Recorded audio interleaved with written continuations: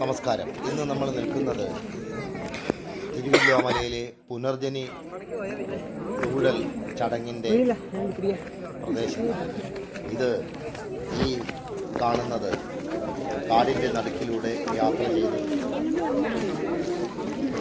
ഗുഹയിൽ എത്തുന്ന ഭക്തജനങ്ങളുടെ തിരക്കാണ്. തിരുവല്ലോമല മംഗലേശ്വരം പാലക്കാട് റൂട്ടിലാണ് ഈ ഗുഹ. കാട്ടിലൂടെ നടന്നു വേണം ഈ ഗുഹയിലേക്ക്. ഗുരുവായൂർ ഏകാദശി, അതായത് വൃശ്ചിക മാസത്തിലെ വെളുത്തപക്ഷത്തിലെ ഗുരുവായൂർ ഏകാദശി നാളിലാണ് പുനർജനി നൂഴൽ ചടങ്ങ് നടക്കുന്നത്. പുരുഷന്മാർ മാത്രമാണ് പുനർജനി നൂഴൽ ചടങ്ങിൽ പങ്കെടുക്കുന്നത്. ഈ കാണുന്നത് ഭക്തരായിട്ടുള്ള ആളുകൾ, ഒരുപാട് ഭക്തരായിട്ടുള്ള സ്ത്രീജനങ്ങളടക്കമുള്ള കുട്ടികളടക്കമുള്ളവർ കിലോമീറ്ററുകളോളം നടന്നാണ് പുനർജനി ഗുഹയുടെ ഗുഹാമുഖത്ത് എത്തിച്ചേരുന്നത്. ഇത് വല്ലാത്തൊരു അനുഭവം. ഒരു മനുഷ്യായുസ്സിലെ ഏറ്റവും ആനന്ദകരമായ ഒരു അനുഭവമാണ് പുനർജനി.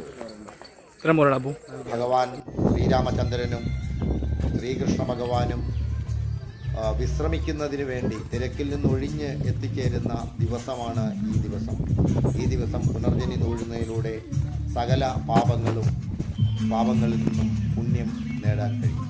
ഈ കാണുന്നത് നമ്മളിങ്ങനെ മുന്നോട്ട് പോകുന്നത് തിരുവല്ലോമലയിലെ ഈ പ്രദേശത്ത് മുകളിലേക്ക് പോകുന്നതും ഒക്കെ ആയിട്ടുള്ള ഗുരുവായൂർ ഏകാദശി ഒരു ദിവസം യാത്രയാണ്.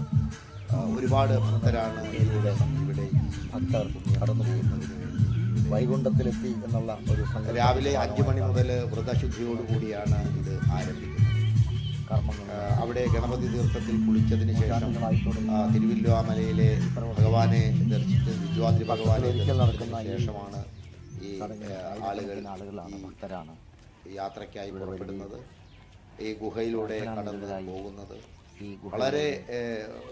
വളരെ പ്രയാസകരമായ രീതിയിലുള്ള ഒരു യാത്രയാണ്. ഈ ഗുഹാക്ഷേത്രത്തിലൂടെ മഹാസംഭവമാണ്.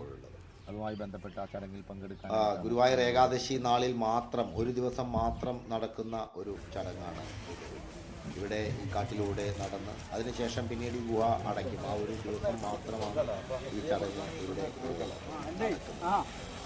പാപങ്ങൾ ചെയ്യാത്ത മനുഷ്യരില്ലല്ലോ. പാപങ്ങൾ ഈ മനുഷ്യായുസ്സിൽ അറിഞ്ഞോ അറിയാതെയോ ചെയ്ത പാപങ്ങൾക്ക് ഒരു പരിഹാരം എന്നുള്ള നിലയ്ക്ക് പാപമോചനത്തിനായിട്ടാണ് വ്രതശുദ്ധിയോടുകൂടി മനുഷ്യർ ഈ ഗുഹയിലൂടെ കടന്നു പോകുന്നത്. ഇത് തിരുവല്ലോമല വില്വാദ്രി ക്ഷേത്രത്തിൽ നിന്ന് ഏകദേശം 2 കിലോമീറ്റർ മാറി പ്രകൃതി തന്നെ നിർമ്മിച്ചിട്ടുള്ള ഒരു ഗുഹയാണ്. ഇതിനെക്കുറിച്ചുള്ള സങ്കല്പം അല്ലെങ്കിൽ അതിനെക്കുറിച്ചിട്ടുള്ള ഐതിഹ്യമെന്ന് പറയുന്നത്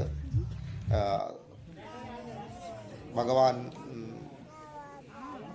മഹാവിഷ്ണുവിൻ്റെ പരശുരാമ അവതാരത്തിൽ കൊല്ലപ്പെട്ട അല്ലെങ്കിൽ പരശുരാമൻ വധിച്ചിട്ടുള്ള ആളുകൾക്കെല്ലാം പുണ്യം കിട്ടുന്നതിനും അവരുടെ പ്രേതങ്ങൾക്ക് മോക്ഷം ലഭിക്കുന്നതിനുമായിട്ട്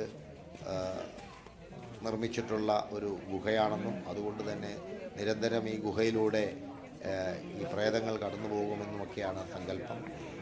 പക്ഷേ വർഷത്തിൽ ഒരിക്കൽ മാത്രമാണ് മനുഷ്യർ ഈ ഏകാദശി ദിവസം മാത്രമാണ് ഭക്തരായിട്ടുള്ള ആളുകൾ ഈ ഗുഹയിലൂടെ കടന്നു പോകുന്നത്. കിടന്നും ചരിഞ്ഞും നിരങ്ങിയും മലർന്നു കിടന്നും ഒക്കെയാണ് ഈ ഗുഹ, ഈ പുനർജനി നൂഴൽ നടക്കുന്നത്. ഏറെ ശ്രമകരമായിട്ടുള്ള ഒരു കാര്യമാണ് ഈ പുനർജനി നൂഴൽ ചടങ്ങ്. മറ്റൊരാളുടെ സഹായമില്ലാതെ ഒരു മനുഷ്യജന്മം പൂർത്തിയാവില്ല എന്നുള്ളതിൻ്റെ സങ്കല്പം കൂടിയാണ് ഈ യാത്ര. കാരണം പുനർജനി ഈ നൂഴൽ ചടങ്ങിൽ ആദ്യം ഇരുന്നും പിന്നെ കിടന്നു പോയി കഴിയുമ്പോൾ കുറ്റാക്കൂരി ഇരുട്ടാണ് ആ ഗുഹയുടെ ഉള്ളിൽ. യാതൊരുവിധ വെളിച്ചവുമില്ല. ആ വെളിച്ചമില്ലാത്ത സ്ഥലത്തു കൂടി ഇഴഞ്ഞ് പോകുമ്പോൾ ആരുടെയെങ്കിലുമൊക്കെ കൂടെയുള്ള ആളുകളുടെയൊക്കെ സഹായമില്ലാതെ നമുക്ക് ഗുഹയുടെ മുകളിൽ എത്തിച്ചേരാൻ കഴിയില്ല. ഈ കാണുന്നതാണ് അതിൻ്റെ പുനർജനിയുടെ തുടക്കം. ഇവിടെ നിന്നാണ് ഭക്തരായിട്ടുള്ള ആളുകൾ ഈ ഗുഹയിൽ നിന്ന് മുകളിലേക്ക് കടന്നു പോയിട്ടാണ് അവിടെ ഈ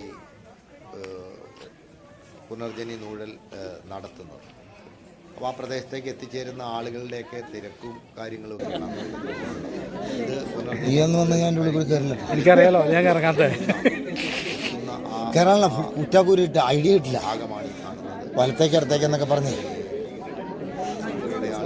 രജീഷനെ നല്ല സപ്പോർട്ട് ചെയ്തു. എത്ര നേരം കയറിയിട്ട് പുള്ളി രണ്ടുപേരും കുടുങ്ങിയില്ലേ? മൂന്നാലും കുടുങ്ങി. അതാദ്യം ഇതേപോലെ കൊടുക്കണത് രജിസ്റ്ററാണ്. എപ്പോഴാണ് തുറന്നുണ്ടോ? ഞങ്ങൾ അകത്ത് കയറിയിട്ട് അവിടെ ഇടയ്ക്ക് ബ്ലോക്ക് വന്നിട്ടാ. നിങ്ങൾ ഇവിടെ കയറിയില്ലേ ആ സമയത്ത്? അകത്തേക്ക് 3 മണിക്കൂറായി. 3 മണിക്കൂറായി. സമാധാനം. ആരേ എല്ലാ പാപങ്ങളും പുറത്ത് രജീഷ് അപ്പുവാണേ ബാക്കിൽ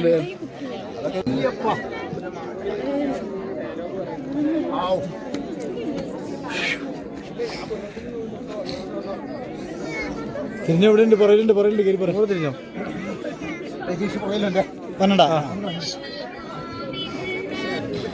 ഇങ്ങോട്ട് പോരെ പാവങ്ങളും കഴിഞ്ഞില്ലേ? കയറിപ്പോക്കോ. ഈ ഗുഹാഭാഗത്ത് നിന്ന് ഇപ്പോൾ ഈ കടന്ന് ഇപ്പോൾ ഞാനാണ് അതിലേക്ക് പ്രയാസത്തോടു കൂടിയാണ് അതിൽ നിന്നും നമ്മൾ എത്തിച്ചേർന്നത് എന്നുള്ളത് ഭയങ്കരമായ ഒരു വല്ലാത്തൊരു അനുഭവം നമുക്ക് പറഞ്ഞറിയിക്കാൻ ഭക്തിയും എന്താ പറയാ സർവ്വപാവങ്ങളും കഴിഞ്ഞില്ലേ? മിശ്രിത വികാരമാണ്. നമ്മുടെ ജീവിതത്തിൽ നമ്മൾ ഒരു വല്ലാത്തൊരു വശത്തുകൂടി കടന്നു പോകുന്നത്. എത്രയൊക്കെ ഐതിഹ്യങ്ങളുണ്ടെങ്കിലും എന്തുണ്ടെങ്കിലും തിരിഞ്ഞെവിടെയുണ്ട്? പറയലുണ്ട് കയറി പറഞ്ഞു തിരിഞ്ഞോ. പൂർണ്ണമായിട്ടുള്ള പുറയിലുണ്ട്. ഇതിലേക്ക് നമ്മൾ എത്തിച്ചേരുക അല്ലെങ്കിൽ ഇങ്ങോട്ട് പോരെ പാവങ്ങളും കഴിഞ്ഞില്ലേ? ഉണ്ടാകുന്ന ഒരു ആനന്ദം കയറിപ്പോക്കോ. ഓരോ ഭക്തനും ഇതിലൂടെ കടന്നു വരുമ്പോൾ ഉണ്ടാവുന്നത് ഈ ഇരുട്ടിലൂടെ അവിടെ മറ്റാരുമില്ല, സഹായത്തിന് ആരെങ്കിലും ഉണ്ടോ എന്നുള്ളത് ശബ്ദം മാത്രമേ നമുക്ക് കേൾക്കാൻ കഴിയൂ. ആ ശബ്ദം കേട്ട് നമ്മൾ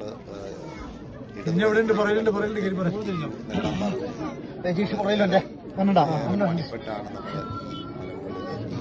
ഈ സർവ്വപാവങ്ങളും കഴിഞ്ഞില്ലേ? പലരെയും കാത്തു നിൽക്കുന്ന ഒരുപാട് ആളുകൾ അവരവരുടെ ബന്ധുക്കളെ സുഹൃത്തുക്കളെ ഒക്കെ താഴെ നിന്നും പുനർജനി നൂണ്ടു വരുന്നവരെ കാത്തു നിൽക്കുന്ന ആളുകളെയൊക്കെ നമുക്കിവിടെ കാണാൻ കഴിയും. അപ്പോൾ ഇത് പല ഭാവങ്ങളിലൂടെ നമുക്ക് മനുഷ്യരുടെ ചിന്തകളെ ഒക്കെ കൊണ്ടുവന്നെത്തിക്കുന്ന ഒരു അവസ്ഥയാണ് ഇതിൽ നമുക്ക് കാണാൻ കഴിയുന്നത്. ഇപ്പോൾ ഒരേ വശത്തും ഇപ്പോൾ ഇത് മറ്റാരൊക്കെയോ കാത്തു നിൽക്കുന്ന ഭക്തരായിട്ടുള്ള ആളുകൾ വരുന്നത് കാത്തിരിക്കുന്ന അവരുടെ ബന്ധുക്കളും സുഹൃത്തുക്കളും ഒക്കെയാണ്. ചില സമയത്ത് കൂടുതൽ വണ്ണമുള്ളവർക്ക് ആ ഒരു ദിവസം മാത്രം 10,000 1000 ആളുകളിനപ്പുറത്തേക്ക് ഈ പുനർജനി നൂഴൽ ചടങ്ങിൽ ഇപ്പോൾ എടുക്കാനായിട്ട് കഴിയും. ഇന്ന് ഏകാദശിയില് കാരണം അത് വളരെ ഞങ്ങൾ തിരുവല്ലോമലയില് തലേ ദിവസം തന്നെ ടോക്കണെല്ലാം പുനർജനി നൂണ്ട് വന്നൊരവസ്ഥയിൽ നിൽക്കുകയാണ്. അതായത് ഒരു മനുഷ്യായുസ്സിൽ ഒരു മനുഷ്യൻ കടന്നു വരേണ്ട ഒരു ഭാഗമാണ്. കാരണം മരണത്തിനും ജീവിതത്തിനും ഇടയ്ക്കുള്ള ഒരു വല്ലാത്തൊരു അനുഭവത്തിലൂടെ നമ്മൾ കടന്നു പോകും. ഇപ്പോൾ ഈ നിൽക്കുന്ന ആളുകളെ കാണാൻ നിങ്ങൾക്ക് ഈ ആളുകളെ മുഴുവനും ആളുകൾ വരുന്നതും കാത്തു നിൽക്കുകയാണ്. അപ്പോൾ ഞങ്ങൾ സ്റ്റാർട്ട് ചെയ്ത സമയത്ത് പോലും പെട്ടെന്ന് ഇടയ്ക്ക് ബ്ലോക്കായി 3 മണിക്കൂറിലധികം ആളുകൾ വരാതെയായി. ആളുകളെല്ലാവരും ഭയന്നുപോയി. കാരണം ഞങ്ങളിപ്പോൾ യാത്ര ചെയ്ത സമയത്തുണ്ടായ ഒരു പാറയുടെ ഇടയ്ക്ക് കൂടി ഒരു മനുഷ്യന് മാത്രം ഒത്തിരി വണ്ണമുള്ള ആൾക്കാണെങ്കിൽ കടന്നു പോകാൻ പറ്റാത്ത ഒരവസ്ഥയാണ്. ഒരു വല്ലാത്തൊരു ദൈവികമായ ഒരു അനുഭൂതി ഉണ്ടാകുന്ന ഒരു കാര്യമാണ്. പുനർജനി എന്ന് തന്നെ പറഞ്ഞാൽ പുനർജനി തന്നെയാണ്.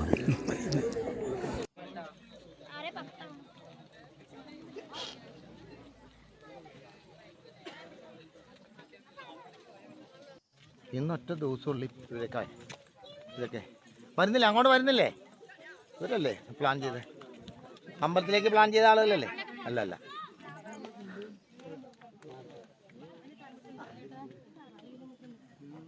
2 കിലോമീറ്റർ അല്ലേ?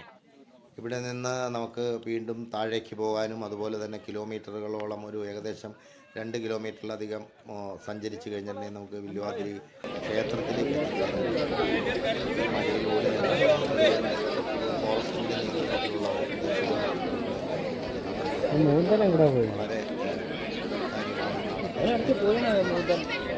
അപ്പം വർത്താനം പറയാനും പോയല്ലോ.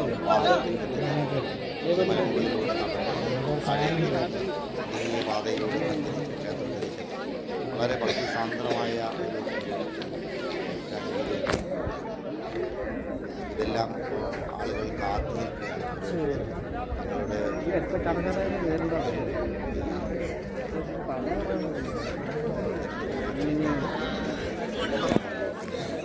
ആ ഭക്തിസാന്ദ്രമായ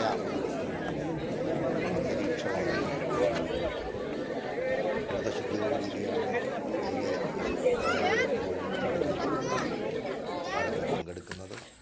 ഇതൊരു വർഷത്തിലൊരിക്കൽ നടക്കുന്ന ഒരു ചടങ്ങായതുകൊണ്ട് തന്നെ ഇത് ഒരുപാട് പോകണ്ടോ, വലിയ തിരക്കാണ് അവിടെ അനുഭവപ്പെടുന്നത്. ഗുരുവായൂർ ഏകാദശി നാളിൽ തന്നെയാണ് എന്നുള്ളത് ഒരു പ്രത്യേകത. എങ്ങനെ വില്വാതിരിനാഥനായ ശ്രീരാമനും ശ്രീകൃഷ്ണനും വിശ്രമിക്കുന്നു. ഈ ദിവസം വിശ്രമിക്കുന്നു. ഈ 2 ഭഗവാന്റെ ചൈതന്യത്തിന്റെ അംശങ്ങൾ മുഴുവൻ സമയം ഉണ്ടാവും എന്നുള്ള ഒരു സങ്കല്പമൊക്കെ ഇതിന്റെ ഭാഗമായിട്ടുണ്ട്. ഇതിലൂടെ നടന്നാണ് നമ്മൾ ഈ ക്ഷേത്രത്തിലേക്ക് പോകുന്നത്. മലമുകളിലൂടെ നടന്നാണ് നമ്മൾ ക്ഷേത്രത്തിലേക്ക് എത്തിച്ചേരുക. ജീവിതത്തിന്റെ വല്ലാത്ത ഒരു തന്നെയാണ് ഈ യാത്രയും ചടങ്ങും എന്നുള്ളത് കൊണ്ട് തന്നെ അടുത്ത വർഷവും ഇത്തരത്തിൽ പുനർജനി ചടങ്ങിൽ പങ്കെടുക്കാൻ ഭഗവാൻ അനുഗ്രഹിക്കട്ടെ. ഇതാണ് ഒരു സ്ഥലങ്ങളാണ്. അപ്പോൾ ഇവിടെയെല്ലാം കുളിച്ചതിന് ശേഷമാണ് ഭക്തര്